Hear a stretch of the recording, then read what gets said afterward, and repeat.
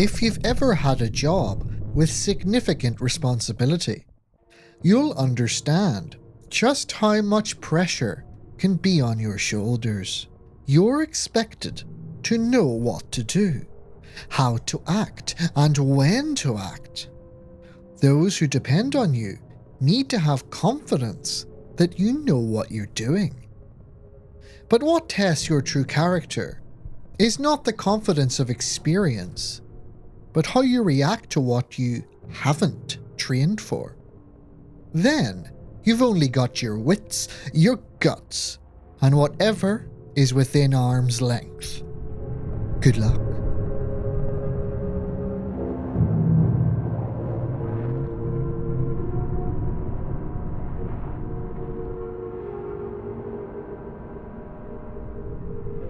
Cuffs, Cults and Cusses, an Autobiography by retired Police Sergeant Mirren Hill.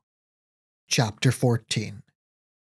I was always told by my dad that the best way to live life without worry was to just roll with the punches. If you don't stick too close to your routine, you surely wouldn't panic when you were put out of your comfort zone. That's the sort of thing I was telling myself as I was driving, along with my two constables, Matthews and Barry, up to Tobermory, a village so small I thought someone had made it up for a laugh. But apparently, there was something afoot that specifically needed my attention. As I'm sure you know by now, I don't like surprises. So when old Tony, who was my commanding officer back when I was working in Aberdeen, called me asking for help, but not giving me any forward intelligence, I was peeved. I kept in contact with the old dog after he took a transfer to the Isle of Mull, otherwise known as the arse end of nowhere.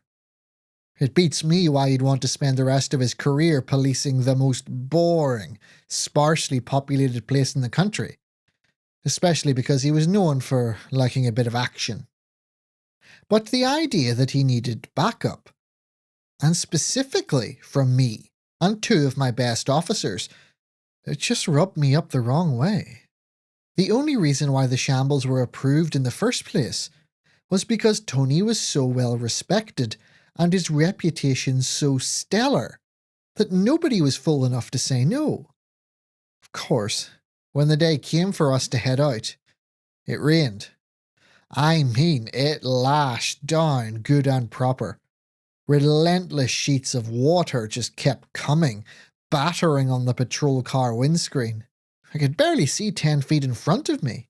They didn't make a window wiper fast enough to clear it, but somehow I felt if I squinted hard enough, I'd manage to see better. But all it gave me was a headache. "Will the ferry be running in this?" Matthews asked, clearly thinking about our comfortable fireplace back home. "They'll run in any weather in these parts," Barry said, slowly stroking his goatee in the back seat. "I'm half hoping they tell us it's a no-go and we've no choice but to head back," I said, meaning every word of it. "Remind me next time, Sarge, that when you ask if I want to have a go at a special investigation, I should say no," Matthews mumbled, biting her lip as she gazed unseeingly into the greyest downpour. "Sometimes you have to take one for the team," I told her. It took a few hours to reach Oban, and the rain didn't let up for a second. There was something like the feeling of having eaten too much stew about the place. The air was bloated from within, and nobody felt too much like talking. We felt even less like rolling the car onto the ferry, which, in the sheets of rain, looked like the open jaws of a great white shark. Most of the passengers were locals, heading back home after taking care of business on the mainland. They all sat in the cabin, chatting to each other in accents too thick for me to grasp. I think a few of the older men were even talking in Gaelic. We were a peculiar sight. 3 police officers, 1 Glaswegian and the other 2 from Stirling. We were stiff, sat close together, and nobody talked to us, although I couldn't help but shake the feeling that the locals were talking about us. "I hope there's a good club where we are going. I need a drink after this," Barry moaned as he tried to calm the seasickness from bubbling up. Tony said Tobermory only got reliable electricity a few years ago, I explained. What sort of place is that? Matthews asked. The capital of the Isle of Mull, I said, in a faux dramatic tone. Population just about 500. I best make these last then, Matthews replied, tucking a pack of her favourite cigarettes into her jacket pocket.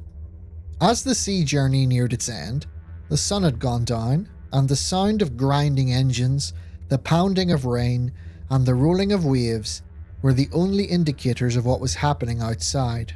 A staff member stuck his head into the cabin and said for anyone with a vehicle to return to it now and get ready to disembark. So we got up and moved through the poorly lit corridor, dodging the drips from the ceiling and into the vehicle bay. We got strapped in and waited for the jaws to open. There was a grinding sound from underneath as the ferry's hull met the slipway. The motion of the waves ceased and the vehicle ramp descended. It was so dark that the only visual clue that the doors had opened at all was the blurred presence of window lights from the village, hovering like the most frail of phantoms. With an inexplicable feeling of dread, I cranked the engine, blared the headlights, and rolled on out onto the island. Between the near non-existent visibility and the tight country lanes, I drove at about 5 miles per hour, past carriages and ploughs meant to be drawn by horses. The automobile clearly hadn't yet fully penetrated island life. Before long, we'd arrived at the village, which had only one street and some buildings up the side of a hill. The sea was just over a wall on the other side. The buildings were each painted a different colour, but each seemed like an orange-tinted grey in the distorted window lights. The inbreeding here must be out of control, Barry chuckled darkly to himself. Behave, this is a real assignment, I reminded him. That looks like the police station, Matthews observed, pointing to an illuminated blue sign hanging outside one door. She leaned rather heavily on the word station. It seemed like it was less than one room. Getting out and stooping under the force of the rain, we grimly trudged over to the police office and banged on the door. We could see shadows moving inside, but they took their sweet time getting around to opening the door. When it swung open, I was more than taken aback to see the white collar of a Catholic priest standing on the threshold, clearly preparing to leave. My apologies, I must go, he said in a posh English accent. Tony is expecting you inside, he'll fill you in. Please excuse me. He grabs a wide-brimmed hat from somewhere behind the door, plants it onto his head and strides right through us out into the rain. Who's that? Matthews asked, bristling at being jostled aside by the stranger. I shrugged, but quite fed up with standing in the downpour, I stepped inside. Tony? I called. It's Mirren. Nearly drowned trying to get here. There was no answer. I walked down the tight corridor towards the only door to the left, my colleagues behind me muttering in irritation. I pulled the handle down and threw the door wide. In the office, as expected, was Tony. More unexpectedly, he was kneeling down on the floor in front of an altar, with various statues of Christ, Mary and the like. His hands were joined in prayer. The three of us awkwardly froze, and he raised his hand gently at us, signalling for us to let him finish. I always knew Tony was a religious man, but he had always kept that sort of thing out of the police business. Usually the only indication was a small religious statue or icon on his desk facing him. It seems like the relatively lax standards out on the island have allowed him to indulge more freely in his beliefs while on the job. After a few minutes of us standing there in silence and dripping onto the floor, Tony blessed himself and stood up. "Mary!" he boomed, his crafty mouth poking into a jagged smile. "It's been a while," I said, relieved to see he was still his old self. "Aye. And is this the new blood?" he asked, pointing at my colleagues. "Matthews and Barry," I said. "Can't find any better." A pleasure, he acknowledged them, seemingly pleased with what he saw. Matthews and Barry, however, did not seem remotely pleased at the sight. Their soaking faces betrayed very clearly that they thought the legendary police hero, Tony Gordon of Hanson murder fame, was not what they had expected. They were soon brought around, however, by the offer of tea and biscuits and the soothing warmth of the office fireplace. Spending the evening with a crazy old has-been reminiscing with their commanding officer seemed preferable to them than going back outside in the rain. Soon, however, the moment came when we had to talk business. "I'm sure you're gagging to know why I asked you to come all the way out here," he said apologetically. "More than a little," I agreed. "If it was anyone else asking, the upper rungs would have put their foot down. The hard work back in the day was worth it then, because this is something else." His cheerful demeanour fell into a stony frown. His eyes seemed suddenly tired.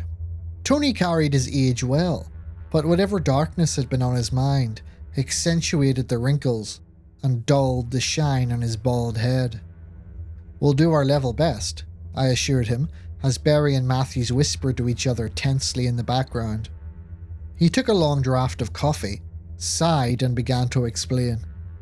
"Last night at approximately 10:42 p.m, a local farmer, Bobby Mackenzie, came banging at my door.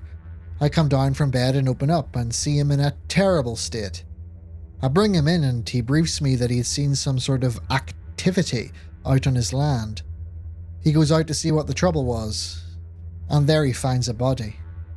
An assertive knock came at the door. "Ah, that'll be Father Lloyd back again.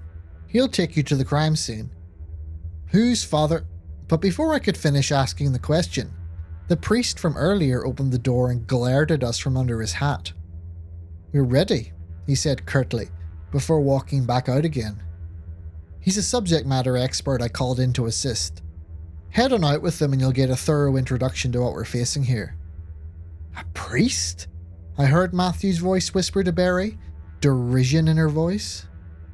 Being torn between the morbid curiosity about all of this and the strong desire not to go back out in the deluge, I ended up sitting there with my mouth half open. "Don't tell me you've lost your stomach for this type of work," Tony jibed at me. "Right, no, not at all. Come on, let's get out of here," I said to my colleagues, who looked totally distraught at the idea. Like the trail of mourners at a funeral, we left the heat and the warmth for the impenetrable black rainfall.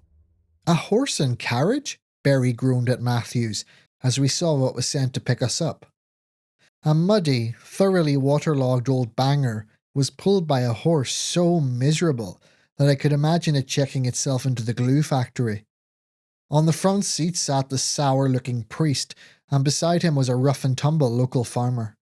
"Evening, mates," he called through the rain from under his hood. "My name's Mackenzie. I hope you can help me out with my corpse problem," he said glibly, gesturing for us to climb in. The three of us jumbled into the back seats. "The body was discovered on Mr. Mackenzie's property. He has kindly agreed to bring us there so you may inspect the crime scene." "Sorry, what did you say your name was?" Barry asked, a hard distaste in his voice. Did Tony not explain? "I'm Father James Lloyd. Subject matter—" I know that, but what matters are you expert in?" I gave him a quick dig in the ribs. I shared his frustration and skepticism at the strangeness of the case so far. But I trusted Tony, so I'd rather keep everyone on side until the waters were less muddy. If Lloyd was bothered by his tone, he didn't show it. "Demonology," he answered in a tone so banal he might as well have said he was a postman. Barry sank back into his seat in soaking wet silence, but I could tell from the movements and huffs of breath from both sides of me that my colleagues were far from satisfied with the answer. Mackenzie kicked the horse into a half-life, and we were dragged ruggedly through the rain and up a lane leading up behind the village.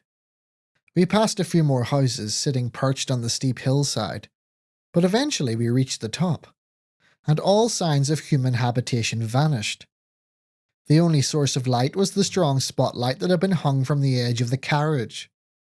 Just as I believed the horse was about to give up, have a heart attack and drop stone dead from exhaustion, we arrived. The crime scene was like a bowl of sharp whiteness in an ocean of murky emptiness.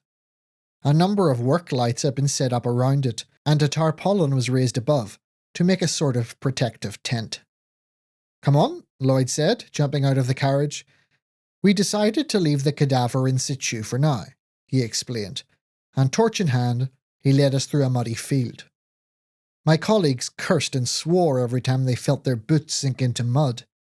The squelching steps, the unending sheets of rain, and the smudged blackness all around made me feel like I'd like to be swallowed up by the saturated earth. The heaviness was made all the weightier when, from somewhere behind me, the farmer Mackenzie started to sing Amazing Grace discordantly out into the nothing. I figured it was his rough way of showing respect for the dead.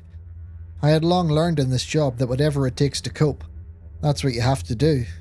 And as the crime scene came into view, I understand why serious coping would be necessary. The crime scene was properly cordoned off by 2 local deputies who looked both terrified and mystified in equal measure. In the centre of the scene was a small natural mound of earth and grass. Sprawled across it like Da Vinci's Vitruvian Man was a young woman, as naked as the day of her birth, lying there like a pale, tragic crown. Her eyes, wide open and blue, stared perfectly upwards towards the tarpaulin roof, which was making a head-splitting sound with the rain pounding on it. "Sarge! Christ, look at her!" Barry breathed, his eyes popping. "She's covered in scratches," he observed. "Not as such," Lloyd cut in. "They appear to be intentional markings made with a blade." He then lifted the cordon and invited us to duck under and take a closer look. The cadaver seemed to glow unnaturally as the spotlights reflected off of the pale flesh. Her blonde hair was perfectly splayed out behind her. The body was positioned just so. On her chest, balanced in the pit of her breastbone, lay a Stanley knife with a bloody edge. Mackenzie reported 3 people who fled from the scene when he approached. He claimed he heard a Welsh accent and 2 Scottish accents. He also recognised the victim, local barmaid Dibby Mansley. Lloyd explained, his voice flat and emotionless. "Sergeant?" he prodded me. I realised I had been silent for quite some time. Things made sense then. Far too much sense. I knew why I was called, and I knew why Lloyd was here. But I couldn't. Not again. It almost killed me last time. Some things were just too much for one person to handle. I left Aberdeen to try and forget and transferred to Glasgow. But those type of things always find a way of calling you back out of the false normal you made for yourself. Once you've fallen into that world, it will always find a way to drag you back. You understand, don't you? Lloyd whispered, just to me. I thought we'd caught them last time, I said back to him, my voice catching in my throat. You did, and the country owes you a great debt of gratitude. But there's one thing about evil. It always resurfaces, and we must fight it whenever one of its hydra heads grows back. He then made the sign of the cross. Almost like I was reliving the actual memories of back then, I automatically stepped forward and lowered myself to the ground.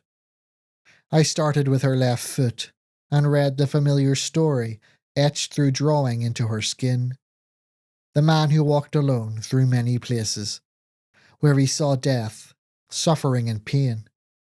He even went to heaven to be among the angels, and saw that they too were engaged in strife. We exist to suffer, he concluded. This was shown by the glyph of the man on fire on her left arm, but specifically by the fire made visible. Everyone was burning, but most people could not see the source of their own suffering. But this man could. The only way not to suffer was to cease to be, to die, to truly die. This was shown by a tableau of images of the man attempting to kill himself in numerous ways, but failing. He was always reborn to suffer all over again. In order to truly die, he eventually decided to kill his very soul. This was shown by images on her right arm, showing the man attempting to stab clouds or bludgeon smoke. How could one kill a soul? On her right leg were images of the man going into a ruined tower and bringing out a spear that had lines drawn pointing out of it, like it was meant to be glowing. On her face were etched many people looking down at the man in an adoring and worshipful fashion, who was drawn on her neck, holding the spear up. However, he was disgusted by the masses of followers his mighty deeds had attracted, and he fled from them to a secret place up a high mountain. This was shown by a sketch of a snowy volcanic cone drawn on her upper stomach, where the man was finally shown to be truly dead, lying motionless at its peak.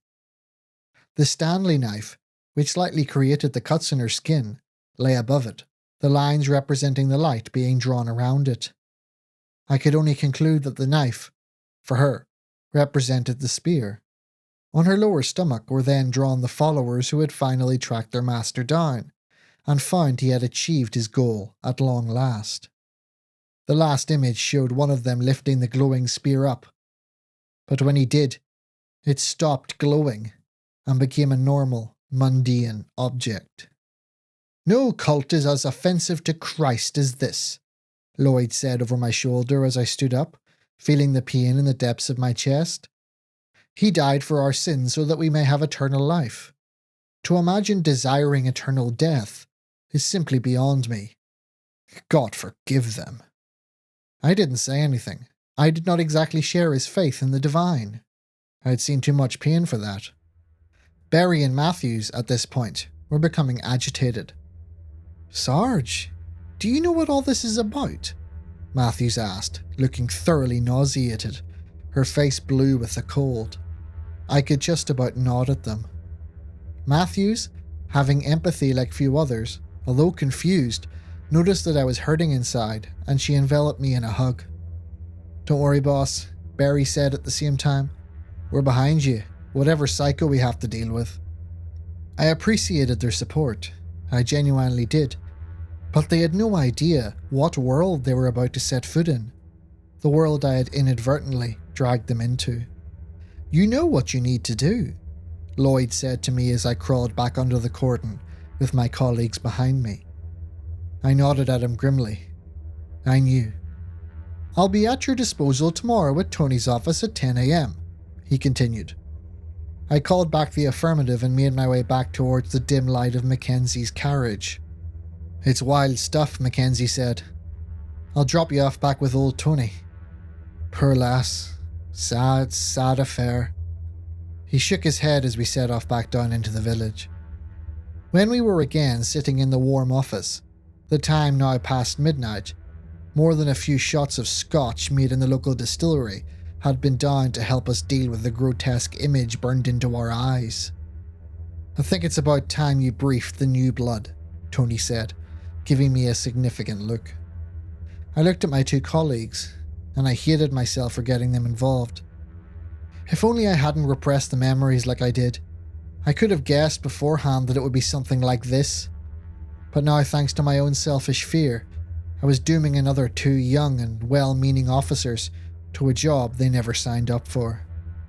"I've been a cop for 7 years now," I said. "Not a chance," Matthew said. "You've been serving well over 20. We all know your CV. There's few like it." "Very few," Barry agreed. I smiled grimly at them. "True, in a way. But I really have only been a cop for 7. Before that, I was part of something else." Tony gave a somber nod of assent at my words. "Like, were you MI6 or something?" Barry suggested with a sarcastic tone. If only it were as dull as that. We didn't have a name.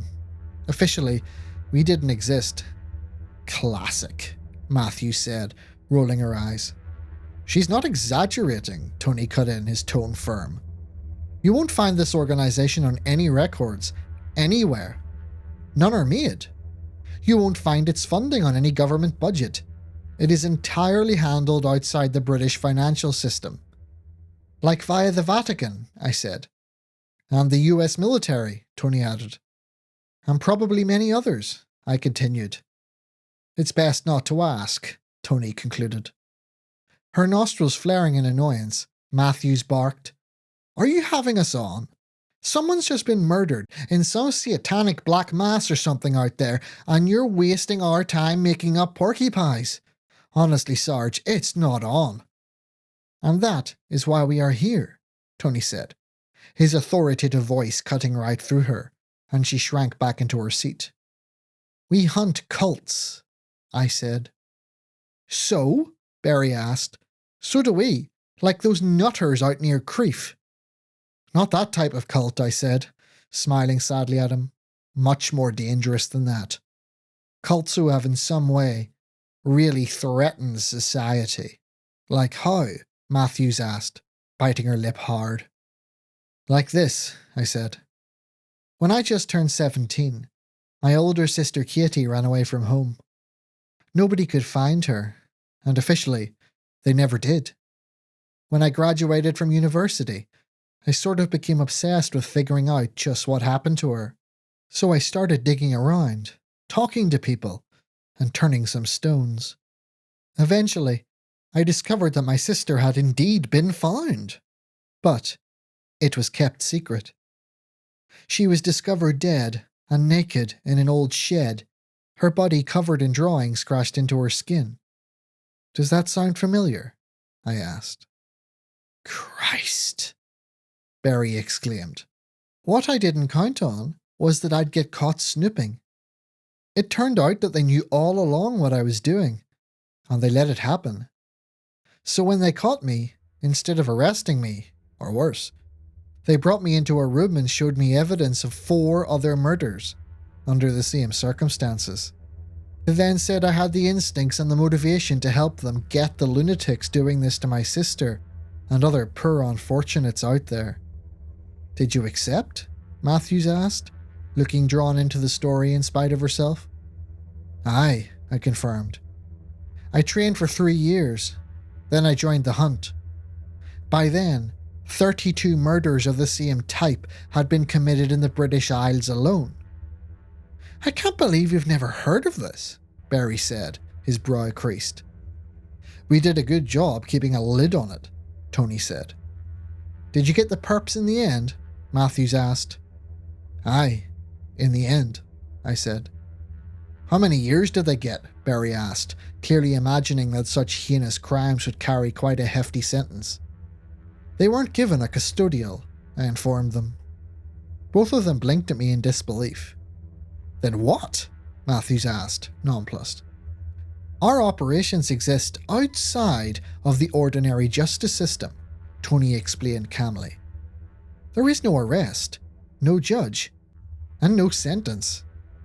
Then what's the point of being a cop and going after these nut jobs? Barry asked in frustration and confusion. We go a bit more old school, I said, wondering how best to approach this, but Tony did it for me. There's no judge or jury, just an executioner. That's us. When we identify the perp, we put a bullet in them and close the case. It was household knowledge that the death penalty was barred in the UK, and that most cops on the beat didn't even carry a firearm. Discreet, quick, and deadly, I said flatly, hating the very words that came out of my mouth. But that's what it takes to get rid of real monsters, who won't be held by prison bars. It looks like some of those monsters are back once again, Tony added. Dark times are ahead, I went on, my insides squirming in dread. Matthews and Barry, I said, I must ask something of you. Something I don't want to, but something I know you're the best for. What's that? They answered together. Will you help me slay monsters? Slowly, the young officers looked at each other as the endless, unlimited rain continued to fall.